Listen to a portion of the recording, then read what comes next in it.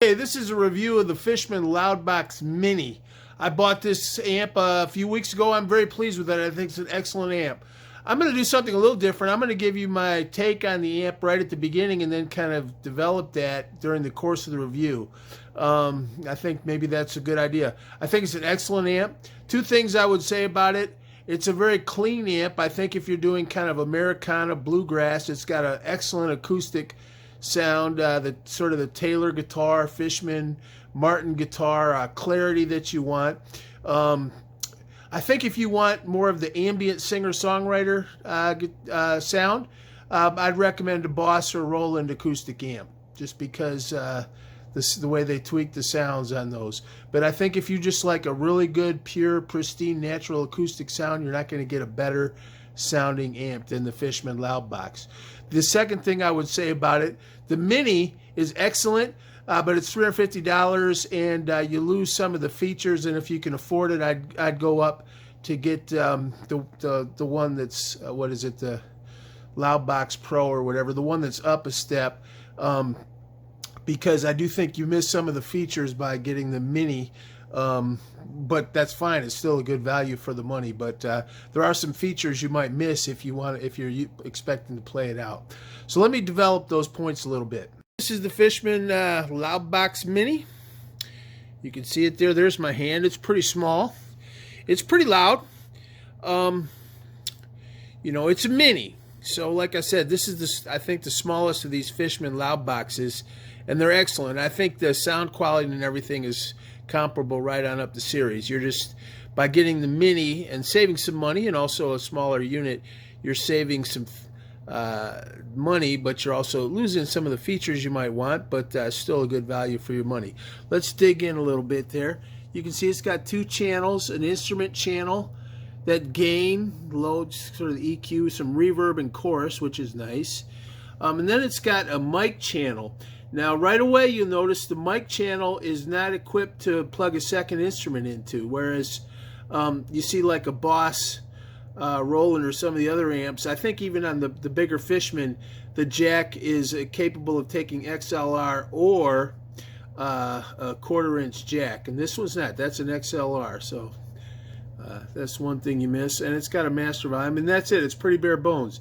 The other thing it misses is phantom power.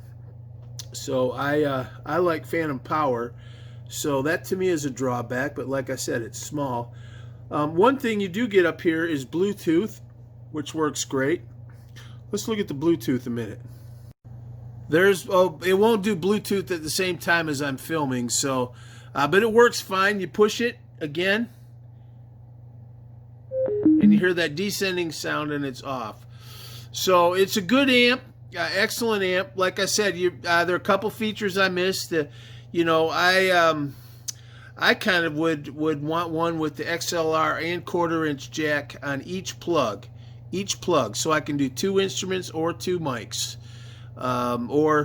Sometimes I use this LR Baggs Paracoustic DI, which takes LR, and that turns it into an, you know, you need to plug that in as XLR and so even though it would be a guitar, so in that case, you know, you'd be losing the mic channel on this. So those are things, but it's worth the money for sure. Let's try playing a little bit.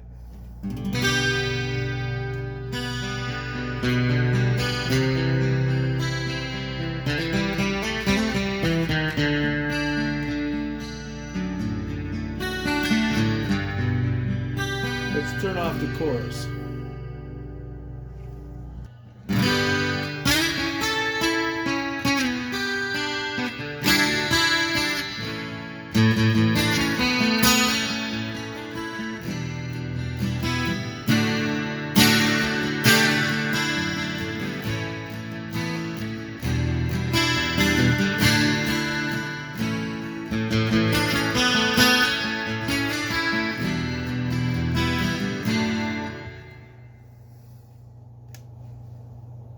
Yeah, we don't need to you know, do 10 minutes of guitar playing because you can hear it sounds nice and clean. It's a Fishman, you know, it sounds great.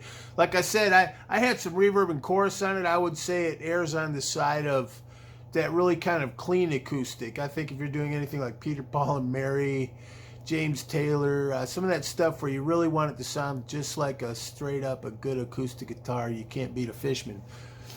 Like I said, I think if you're doing kind of that ambient coffee house stuff that's got a little bit more of a modern, it's kind of moody, stormy feel to it, you know, then you might like the Boss, because I think their sound is a little bit more modern, if that makes any sense. But I'll just play a little bit out. This is my Yamaha LSTA.